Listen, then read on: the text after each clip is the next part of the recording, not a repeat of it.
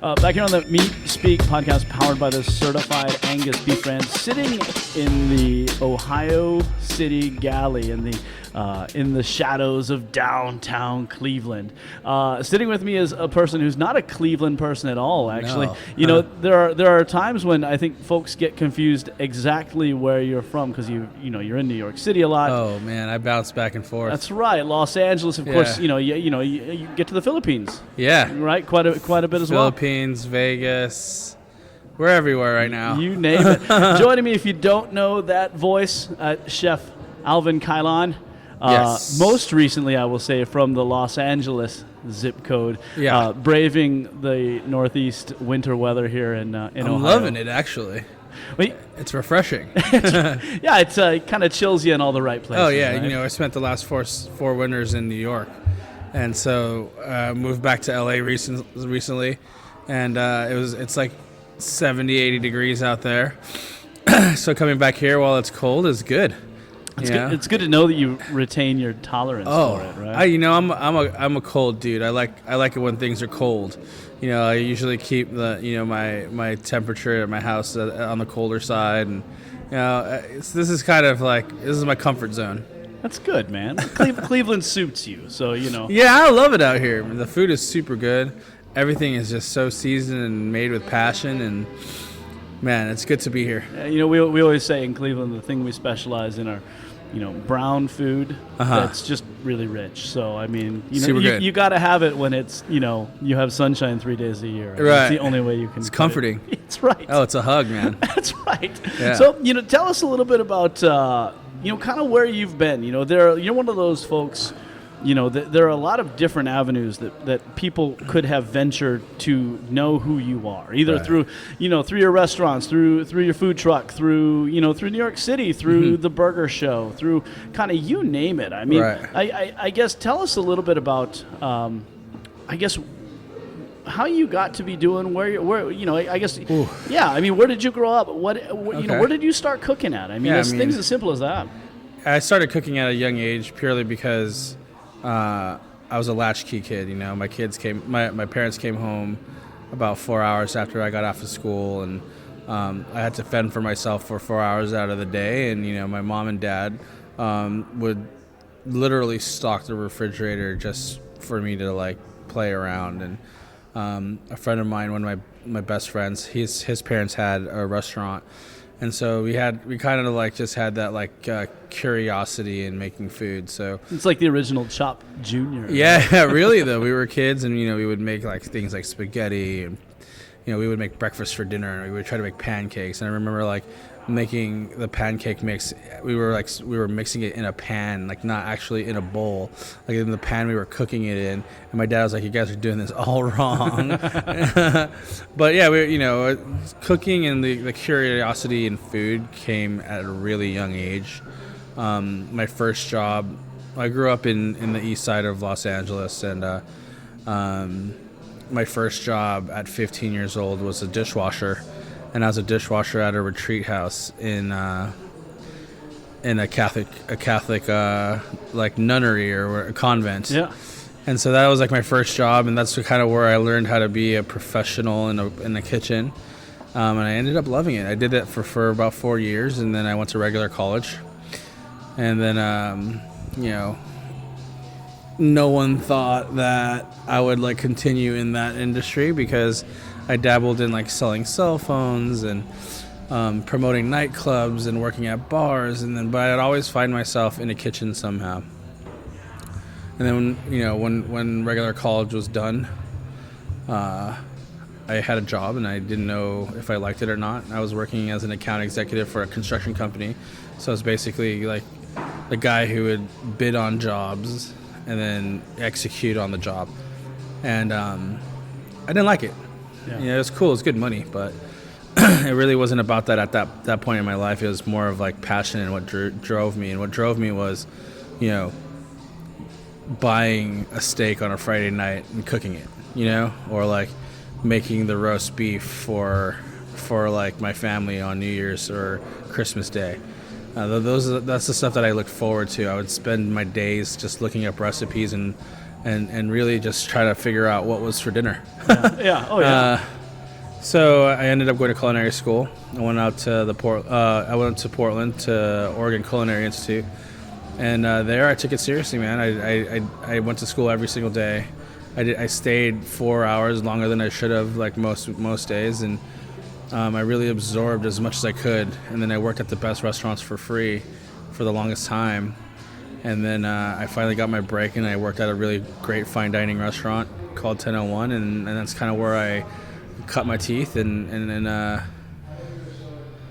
the passion grew. That's where I wanted to be a chef. I knew I wanted to be a chef when, we had like 350 covers one night, and nothing went wrong. It felt great. It was one of the best feelings in the world, and I was like, yeah, this is something I could do for the rest of my life. Yeah.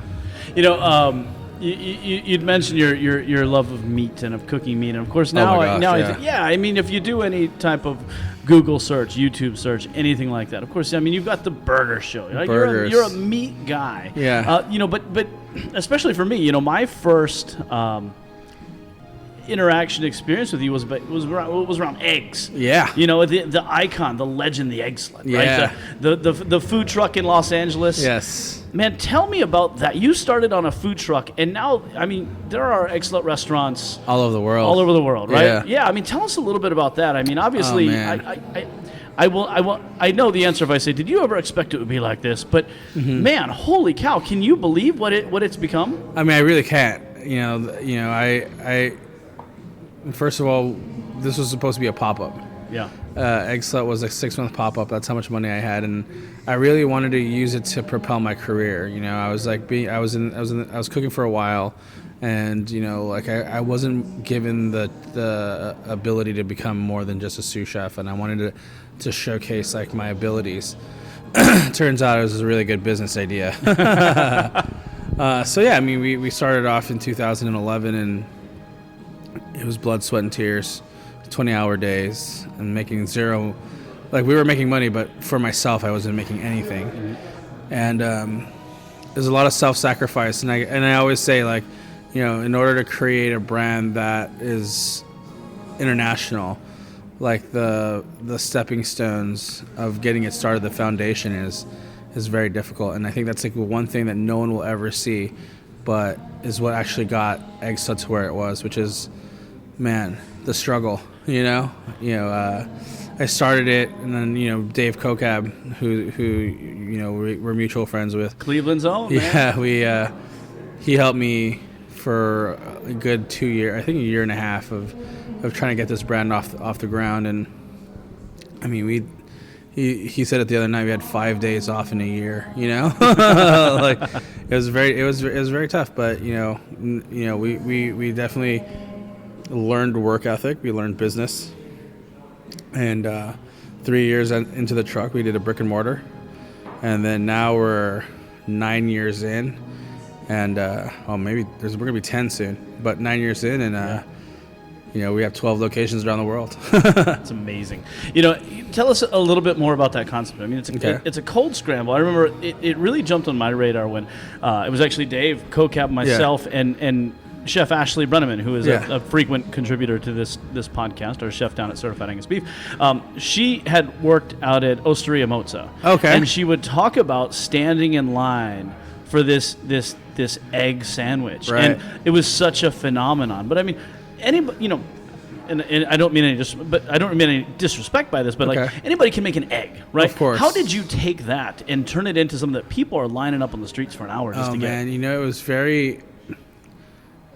So I've never worked fast food ever in my life.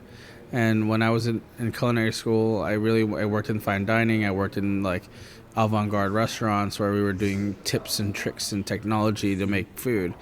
And so when I was doing Egg Slut, I was like, I can't just make a fried egg. You can get that at any corner store or whatever. So let's do something a little different. Let's show them our pedigree. Let's show them what we were about. So I was the first one to introduce like a slow cooked egg on, in LA, pretty much like on top of like a potato puree. And then when it came to the scrambled eggs, I was like, oh dude, like scrambled eggs is one of the most overdone, miscooked, type of dishes. And I was like, let's show them how we would do it in French restaurants. So, cold pan, lots of butter, using a spoon or a spatula to mix the eggs and not a whisk, and like slowly stirring it like a risotto, and really taking a long time, and like taking your time to make the eggs. And I think that love that you put into it, because you're not rushing it, really resonated to everyone, because no one's ever had it. It was like eating like a eggy chivy custard in between bread, and people were just really into it. And I'm glad that it is what it is, because now you can go anywhere and get a really decent cooked egg, because we kind of like made it a point to, this is supposed to be the standard on how you eat eggs. That's right. That's I think I remember reading at some point that Wolfgang Puck at Spago, and he'd have somebody who was either somebody looking to come in and stage or something like that. One of the things that he would have them do is make him a scrambled egg. Yeah. Because it's something that everybody knows how to do or thinks they know how to do, but not everybody knows how to do it the way it should be done. Sure. Yeah. Yeah, man. Like I remember my first time ever cooking an egg in front of a chef, and like I grabbed the pan, and it was supposed to be for a scrambled egg. And the chef looked at me, he's like, you're already on the wrong track. And so he gets a little sauce pot, and he's like, use a sauce pot. And I was like, okay, well, this is weird. And I'm not used to making eggs. In culinary school, they teach you how to make eggs on a non-stick pan. Yeah. This thing was like a stainless steel, all clad. And I was like, oh, crap, this is going to stick all over the place. And I really, I did not know how to cook an egg. And, luckily they took a chance on me, and I learned how to make an egg the right way. And now it's like I can cook an egg a million ways. You know what I mean? Oh yeah. You in a million places too. It's like Dr. Seuss, right? You can do it in a food truck. You can do it in. What are you in the Middle East? What are you in the Middle East? Tokyo. There's Kuwait. Yeah, we have Kuwait, Lebanon, Tokyo, London. We're in a bunch of places. Fantastic. And if you haven't visited, so you're in all those places. You're also in domestically. You're in Vegas. You're in New York City. You're in LA, Los Angeles. We have like LA, we have Venice Beach, Glendale, Beverly Center, and then we're in the Cosmopolitan Hotel in Las Vegas. Yeah.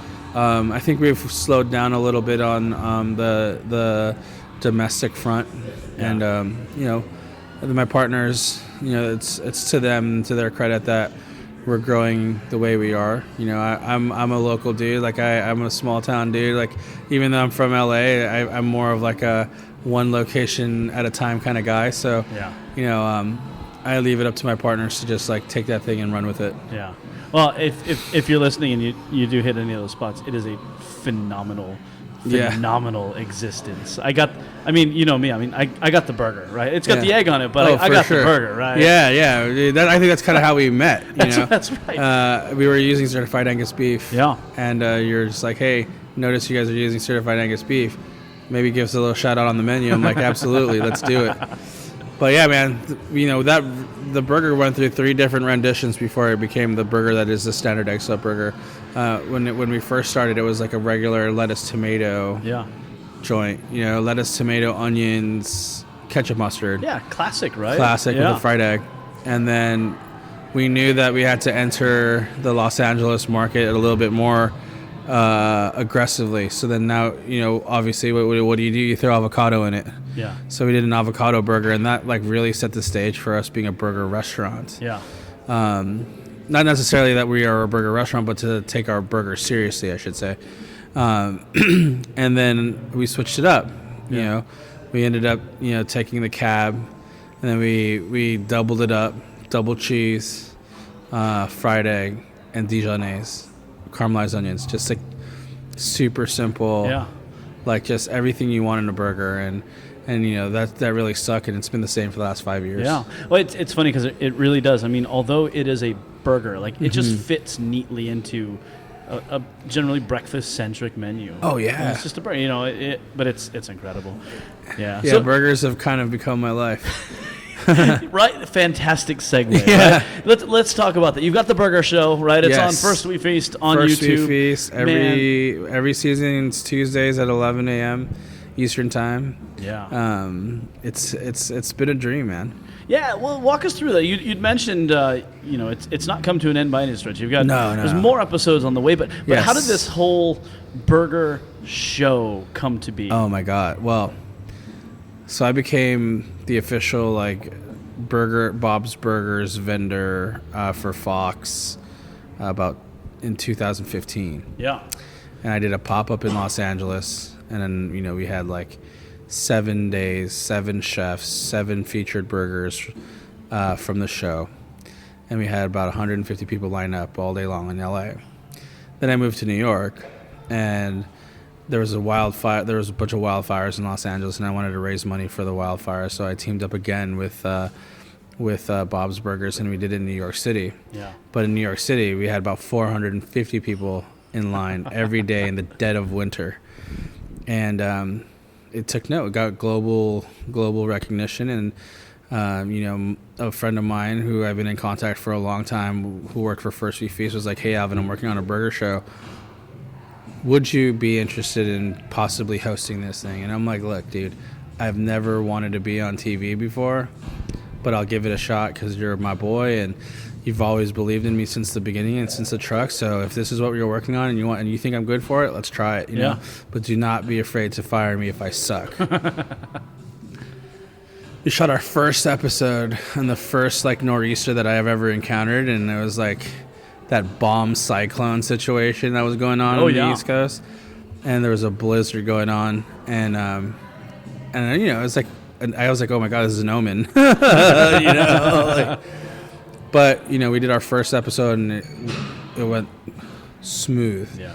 And then people were even shocked. They were like, "Yo, Alvin, you did a pretty damn good job." And I'm like, "Dude, did I? I don't know if I did. I felt nervous the entire time."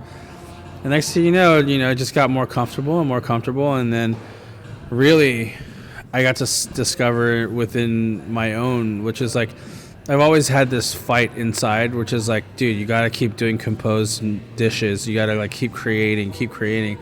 But I've always had better luck making sandwiches. Yeah. Whether it be the egg slut or whether it be burgers, I just had this almost it was almost like a no-brainer for me. I don't have to think about it. It just comes out and something amazing comes out. And so I decided to stop fighting that. Yeah. So I just started focusing on burgers, and then we opened our place in New York. That had an amazing burger. And then we started doing pop-ups all over the country doing burgers. So I was like, if this is going to be me, I'm going to own it. Yeah. And so here we are. We're building another burger restaurant, and I'm happy. Good for you, man. Is there one of the things that always sticks out about the burger show is, there's always, even if somebody is watching, they're not familiar with you or your background, there's always somebody there that and it's it's I think the first one I ever watched was H. John Benjamin. Oh, and yeah. Seth Rogen is on one. You just did one with Marshawn Lynch. Marshawn Lynch, the Beast, right? Yeah. I mean, do you have a favorite episode or a favorite couple of moments that Oh, man. this is just surreal? The Marshawn Lynch one was big. I'm a lifelong Raider fan, unfortunately. And so he spent that last season, as a Raider, and I followed him from Cal, and he's just, he's beast mode, he's more than just an athlete. He's an inspiration. And when I found out, I had a mutual friend who managed him, and I was like, "Hey, dude, do you think that he'd be interested in doing the show?" And he was like, "Absolutely. That's actually one of the things I wanted to talk to you about." And I'm like, "Oh, wow, really?" So all of a sudden, I'm nervous. Yeah. I'm like, "Oh man, this might happen. Beast mode might happen." I was like, "Oh, the Raiders are moving to Vegas, so maybe we should do something in Vegas because I have a restaurant there, and the Raiders are moving there, and the Cosmopolitan was good, great enough to host us on the top floor, the best penthouse that they have, and we hit it off, and that's rare because Marshawn has a reputation of not talking at all, or even just being Marshawn Lynch, I should say. Yeah, he's got a reputation to uphold. Yeah, right. And I'm like, holy crap! What happens if he shows up and he doesn't participate at all? But I broke the ice as soon as he walked in, and then it turns out he has a bunch of Filipino friends, and we started drinking a little Hennessy. It's a great icebreaker. Yeah, drinking some Hennessy, eating some Skittles. And then the show became one of like the best, I think, performing shows off of like a first day. Yeah. And so that was a special one. That was a real special one. And then obviously like with the first episode I ever did with Seth Rogen, because I got to tell him like how I appreciate how much he influenced me and like how he helped Egg Slut become what Egg Slut is, because he was a regular on the truck. Like literally every other day he would eat breakfast there. And so those are the special ones. And then last year we did the burger competition with you guys. Yeah. And Seth came back, and Adam Richmond and Tiffany Amber Thiessen, and that type of thing, because that was something that I helped compose by myself. Yeah. I helped LA Food and Wine create a burger bash. I turned it also into a show. We had our partnership, and it's like, man, it was like something that I produced on such a large scale, and it was very special to me because we pulled it off. It was fantastic. It could have easily went south. Let me tell you, like trying to get 3 superstars on the same schedule. Yeah, was very difficult, and we pulled it off without a hitch. Yeah, and so that was another special one. One of the things, speaking of high, and again, not necessarily high profile from a movie standpoint, but from a food standpoint. Before you opened up The Usual in New York City, or New York City restaurant, which is down in, is it considered Soho? Nolita. Okay, Nolita. You had a pop-up at the counter, at Chef's Club counter, and I remember you had chef-inspired burgers. That you had, and the 2 chefs that jumped out at me, you had a burger from Jean-Georges and a burger from Danielle Hume. And I thought, holy hell. Friends. You've got Jean-Georges in 11 Madison Park doing burgers for you. So when I first moved to New York, I didn't want to be that hot shit young chef from the West Coast that moved to LA. I wanted to like really give my respects to the people in New York, and like I declined any type of press opportunity to promote myself there. But I did go out and eat, and I got to meet all the chefs, and Chef Daniel was opening in LA. He was doing the Nomad truck, so I kind of had a relationship with him there. And then Chef Jean-Georges, like we had a mutual friend, Chef Magnus, and like we introduced each other. And when we came up with this burger concept, I was like, these 2 guys have some of the greatest burgers I've ever had. And, Daniel's is chicken. Yeah. And Chef Jean-Georges was like an amped up, like super extreme version of In-N-Out, and I had to have their burgers on the menu, and they had to trust me to pull it off every single day with their quality and stuff. So that was a big honor for me. that was a big honor for me. So we pulled off, like we had like George Mendez, and we had a bunch of chefs, and they were gracious enough to like do a burger with me, and then I learned a lot from them. Hopefully they learned from me, and that was like that was a highlight in my career for sure. It's phenomenal. Yeah. It's phenomenal. One last thing, just because we are approaching the hour in which we're going to have to put a wrap on this. Okay. What's next for you? What do you have coming? And I'll, I can go ahead and leave a pause here that if you'd rather not. Oh, no. I mean, right now we're working on a really cool burger shop / steak shop. It's basically something I've been wanting to do for a really long time, where I could call my home base, and we could do like some cool, fun events. And then we have a couple more seasons of the burger show.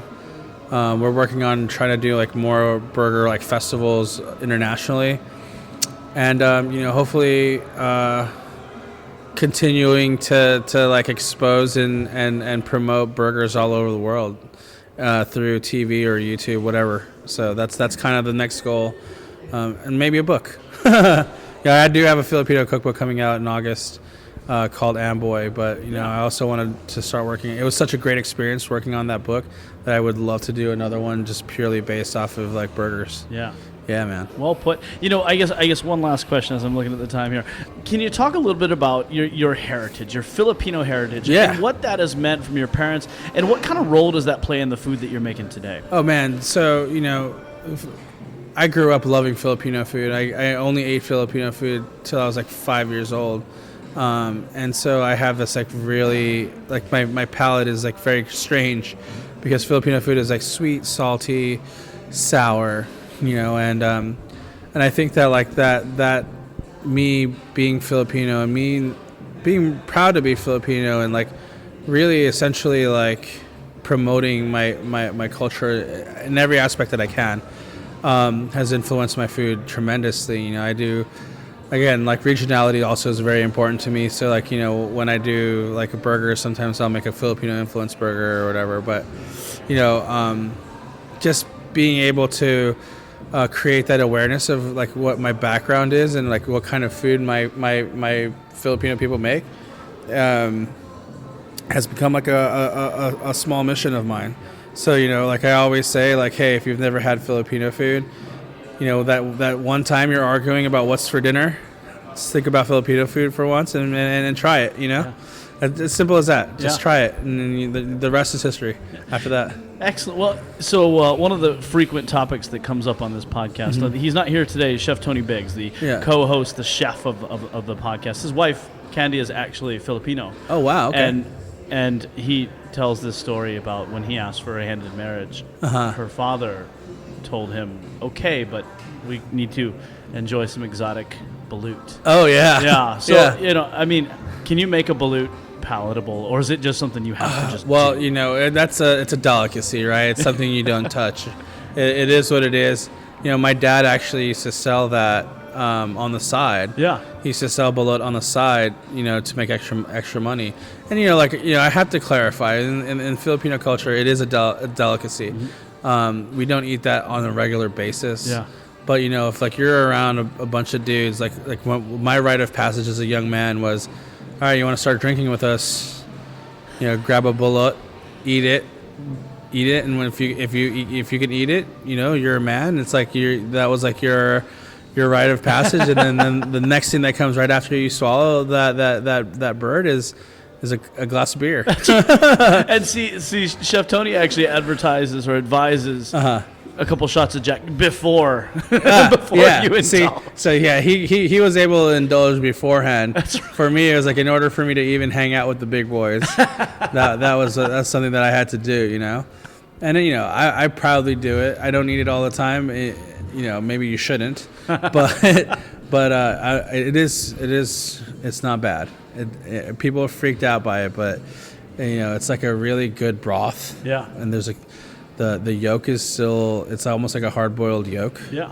You just have to get over like the crunchiness of like the collagen and stuff like that. Yeah. But other than that, man, it's easy peasy. When I watched that on Fear Factor, when they would do it on Fear Factor for like $1 million or whatever, I'm like, dude, I would be a bajillionaire right now if you kept asking me to eat balut. $20, man. $20. It's not hard. Gosh. You know? Man, well, I'm glad you could clarify this. Chef Tony is actually in the Florida Everglades right now. Okay. I think he's wrestling alligators, crocodiles, whatever they have out there. Chef Tony, when you get back to Ohio and hear this, man, just know. Yeah. I'm issuing a balut challenge. And he's not alone. That's right. You know, we've all done it. Well, Chef Alvin Cailan, man, we appreciate you taking time to join us here on the Meat Speak My podcast. Pleasure. Powered by the Certified Angus Beef brand. If this is your first time tuning in, know that you can find us across all of your major podcasting platforms, Apple, Google, Spotify, or just visit certifiedangusbeef.com/podcast. Chef, thanks again for taking time. Anytime, man. Thank you for having me.